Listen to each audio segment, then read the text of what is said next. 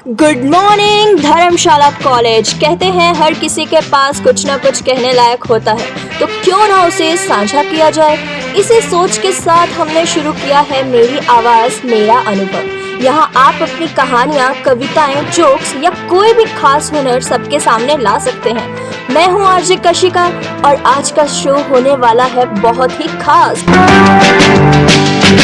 आज हम इस कार्यक्रम में बात करेंगे सपनों की, चुनौतियों की और उन खास पलों की जो हर एक स्टूडेंट की लाइफ को बेमिसाल बनाते हैं। जैसे ये गाना, पापा कहते हैं बड़ा नाम करेगा, बेटा हमारा ऐसा काम करेगा, मगर ये तो कोई ना जाने कि मेरी मंजिल है कहाँ। हम सभी के दिल में यही ख्वाब होता है कि हम अपने माता पिता, दोस्तों और खुद को गर्व महसूस करवाएं।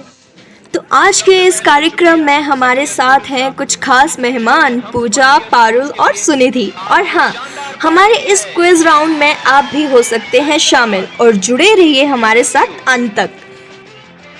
चलिए मिलते हैं आज के हमारे पहले मेहमान से। सबसे पहले आप हमारे लिसनर्स को अपना परिचय दें, उसके बाद आप क्या करने वाले हैं वो बताएं।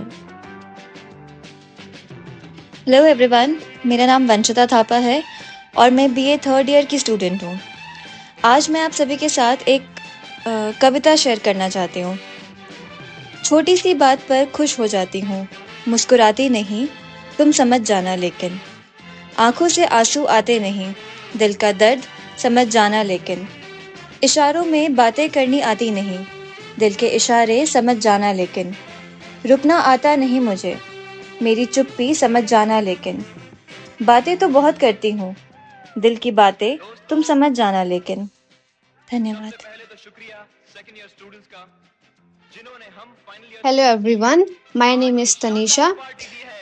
मैं आप सभी को एक बहुत ही प्रसिद्ध किताब के बारे में बताना चाहूँगी, जिस किताब का नाम है the power of A subconscious mind, जो कि जोसेफ मुर्फी द्वारा लिखी गई है। जोसेफ मुर्फी ने हमें उस किताब में ये बताया है कि हमारा दिमाग दो प्रकार का होता है। एक होता है हमारा कॉन्शियस माइंड, एक होता है हमारा सबकॉन्शियस माइंड। तो जो हमारा कॉन्शियस माइंड होता है, उसके पास शक्ति होती है कि वो जो हम थॉट्स जो सोचते हैं और जो हम थॉट्स को रिजेक्ट करते हैं, थॉट्स को हम एक्सेप्ट कर सकते हैं, वो हमारे कॉन्शियस माइंड के द्वारा कर सकते हैं। और दूसरा जो हमारा सबकॉन्शियस माइंड होता है, उससे हम उन चीज़ों को मैनिफेस्ट कर सकते हैं जो चीज़ें हमने कॉन्शियस माइंड द्वारा सोची होती हैं।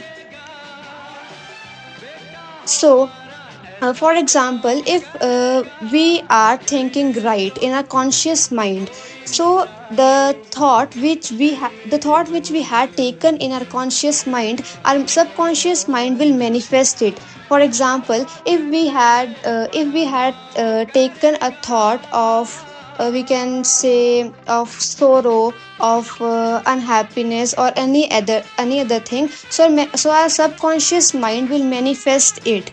जो हमारा सबकॉन्शियस माइंड होगा वो हमारे वातावरण में, हमारी सेहत में, हमारे इर्द गिर्द जो भी हमसे जुड़ी हुई चीज़ें होंगी, उन सभी चीज़ों को जो है वो दुख से रिलेट कर देगा।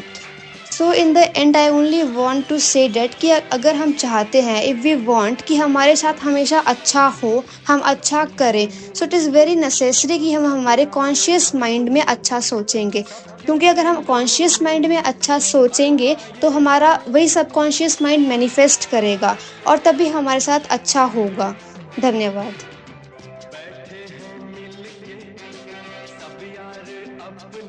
इसी के साथ हमारे कार्यक्रम को आगे बढ़ाते हुए हम अपने अगले मेहमान से मिलते हैं। नमस्कार, मेरा नाम कनिका है। तो मैं एक छोटी सी कविता सुनाऊंगी। आप एक पत्थर लीजिए और उसे एक कुत्ते को मारिए। आप देखेंगे कि कुत्ता डरकर भाग जाएगा। फिर वही पत्थर लीजिए और आप एक मधुमक्खी के छत्ते पर मारिए, तो देखना मधुमक्खियाँ आपका क्या हाल करती हैं। पत्थर वही हैं, आप भी वही हैं। फर्क बस इतना सा है कि कुत्ता अकेला था और मधुमक्खियाँ समूह में। तो एकता में ही शक्ति है। अगर हम एकजुट नहीं हुए तो ना तो हमारा समाज बदलेगा और ना ही हम। धन्यवाद। नमस्कार दोस्तों, मैं हूं सुनिधि और मैं बीए फाइनल ईयर की छात्रा हूं। मैं आप सबके साथ एक मोटिवेशनल स्टोरी शेयर करने जा रही हूँ। तो ये कहानी की शुरुआत होती है एक बगीचे से, जिसमें एक लड़का 4 फूल लगाता है। उस बगीचे में वो 4 अलग रंग के फूल लगाता है, कोई लाल रंग का, कोई पीला, कोई हरा तो कोई नीला। तो अब उस बगीचे में वो जब फूल लगाता है तो वो सबको एक प्रकार की खाद डालता है, वो सबको पानी समय से देता है, धूप समय से लगवाता है, सब कुछ समय से वो करता है। पहले 3 फूल तो बहुत सुंदर खिलते हैं, लेकिन जो आखिरी फूल होता है वो खिलता नहीं। 1 दिन, 2 दिन, 3 दिन, हर रोज़ वो अपने बगीचे में जाके उन फूलों को निहारता है, उन फूलों की देखभाल करता है और वो बहुत उदास हो जाता है ये देख के कि जो उसका सबसे आखिरी और सबसे प्यारा फूल है वो अभी तक खिला नहीं है। उस फूल को वो रोज़ देखता है, रोज़ आता है, लेकिन वो हर रोज़ यही पाता है कि वो फूल अभी तक खिला नहीं। इसी सब में वो एक दिन अपने घर को खाली छोड़कर कहीं और शिफ्ट हो जाता है और जैसे ही वो शिफ्ट होता है वो वापस आता है तो देखता है कि जो बाकी पौधे हैं उनमें बहुत सारे फूल लगे हैं, लेकिन जो चौथा पौधा है वो अभी तक खिला नहीं। और वो इतना उदास और इतना निराशाजनक उसकी जो है स्थिति हो जाती है, जिसके बाद वो उन फूलों की देखभाल करना छोड़ देता है, क्योंकि उसे लगता है कि जो उसका चौथा फूल है वो खिल नहीं पा रहा। तो वो सभी फूलों की देखभाल करना छोड़ देता है और अंत में जब उसकी माँ उसके घर आती है तो वो सब फूल मुरझा चुके होते हैं। और जैसे ही उसकी माँ उसके घर आती है और उससे पूछती है कि तुमने इन फूलों का ख्याल क्यों नहीं रखा, आखिरी चाहे ना खिला हो बट तुम उसके खिलने का इंतज़ार कर सकते थे। तो वो बोलता है कि ये नहीं खिल रहा, मुझे इससे निराशा होती है इसे देखकर, तो मैं बगीचे में मैंने जाना छोड़ दिया।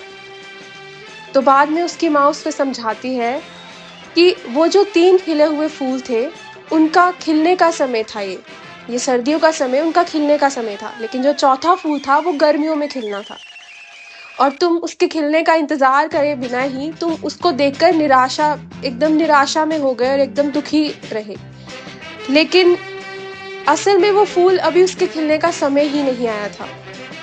और बाद में उस लड़के को ये पता चलता है कि वो एक चौथे फूल के ना खिलने की वजह से बाकी 3 फूल जो पूरे मौसम में खिलने वाले थे उन्हें भी वो खो चुका है। तो इस कहानी से हमें सिर्फ ये पता चलता है कि वो चीज़ें हमारी ज़िंदगी में महत्व नहीं रखती हैं जो हमारे पास नहीं है, बल्कि वो महत्व रखती हैं जो हमारे पास है और हम किस तरीके से उनकी देखभाल करते हैं। नमस्कार सभी को, मेरा नाम श्रेया है और मैं बीए सेकेंड ईयर की स्टूडेंट हूँ। तो ये किस्सा तब का है जब मैं शायद 15-16 साल की थी और जहाँ मैं रहती थी वहाँ पर एक पास ही में नाला था। तो मुझे तो हॉरर मूवीज़ देखने का बहुत शौक़ है। तो एक रात मैं जब हॉरर मूवी देखकर सोने गई तो अचानक से 12:30 तक का समय हो रहा होगा और अचानक से एक आवाज़ आती है। ऐसा लग रहा था जैसे कोई औरत ज़ोर ज़ोर से रो रही थी और वो आवाज़ भी सिर्फ 3 ही बार आई। तो मैं तो बहुत डर गई उस टाइम, क्योंकि मैं बहुत छोटी थी। तो मैं अपने मम्मी पापा के साथ जाकर सो गई और मुझे लगा कि हाँ, एक रात शायद कोई वहम हुआ होगा मुझे। लेकिन अगली रात उसी समय पर अचानक से फिर से वही आवाज़ आई और अब मैं बहुत डर गई थी। और जब मैं सुबह उठी तो मेरे घर पे कुछ ऐसे ही बात चल रही थी उसी आवाज़ के बारे में। तो सुबह मेरी दादी बहुत डरे हुए थे और उन्होंने बोला कि किसी ने कोई काला जादू वगैरह किया है, क्योंकि जहाँ पर हम रह रहे थे तो हमारे आंगन में ही किसी ने धूप फूल पत्ते ऐसे कुछ चढ़ाकर छोड़ दिया था। पर उसी समय जब वह बात चल ही रही थी तो दिन का समय था और अचानक से वही आवाज़ जो हम रात को रोज़ सुन रहे थे वही आवाज़ उसी समय आई और अचानक से ऊपर से कुछ गिरने की आवाज़ आई। और जब हमने बाहर देखा तो वो आवाज़ किसी और की नहीं, बस बिल्ली की थी। जो 2 बिल्लियाँ थी वो लड़ रही थी आपस में, लेकिन उनकी आवाज़ इस तरह से आ रही थी जैसे कोई औरत रो रही हो। और तब जाके वो रात वाली आवाज़ का राज खुला। और जो धूप फूल पत्ते थे वो असल में मैंने ही वहाँ पर रखे थे पूजा करके, लेकिन इस डर से कि मुझे वहाँ पर डांट पड़ेगी तो मैंने वो चीज़ नहीं बताई। तो इससे मुझे ये पता लगा कि हम कभी कभी छोटी सी बातों को लेकर कितना सोचने लगते हैं और फिर जब सच सामने आता है तो हमें अपने डर पर हंसने का मन करता है। इसी के साथ हमारे कार्यक्रम को आगे बढ़ाते हुए हम अपने अगले मेहमान से मिलते हैं। नमस्कार, मेरा नाम कनिका है। तो मैं एक छोटी सी कविता सुनाऊंगी। आप एक पत्थर लीजिए और उसे एक कुत्ते को मारिए। आप देखेंगे कि कुत्ता डर कर भाग जाएगा। फिर वही पत्थर लीजिए और आप एक मधुमक्खी के छत्ते पर मारिए, तो देखना मधुमक्खियाँ आपका क्या हाल करती हैं। पत्थर वही हैं, आप भी वही हैं। फर्क बस इतना सा है कि कुत्ता अकेला था और मधुमक्खियाँ समूह में। तो एकजुटता, एकता में ही शक्ति है। अगर हम एकजुट नहीं हुए तो ना तो हमारा समाज बदलेगा और ना ही हम। धन्यवाद। वाह कनिका, क्या ही बात कही है, बहुत खूब। इसी के साथ हम आगे बढ़ते हैं आज के हमारे अंतिम मेहमान से। नमस्कार दोस्तों, मेरा नाम है तनिका और आज मैं आप सबको एक उदाहरण देते हुए बहुत ही गहरी बात बताना चाहती हूँ। मान लिया आपके दोस्त को ब्लैक कलर बहुत पसंद है। उसके पास जूते, चप्पल, बैग सब कुछ ब्लैक है। अगर आपको उसे कोई गिफ्ट देना हो तो आप उसे कौन से कलर का गिफ्ट दोगे? ब्लैक, क्योंकि ब्लैक उसका पसंदीदा रंग है। उसी तरह सोचिए, अगर हम बहुत दुखी रहते हैं, परेशान रहते हैं, तो यूनिवर्स आपको क्या देगा? जी हाँ, दुख और परेशानियाँ। क्योंकि यूनिवर्स को लगेगा कि आप दुख और परेशानियों में रहते हैं, तो आपको दुख और परेशानियाँ बहुत पसंद है, तो क्यों ना उसे वही दिया जाए। इसलिए हमेशा खुश रहिए ताकि यूनिवर्स को आपको बहुत सारी खुशियाँ देनी पड़े।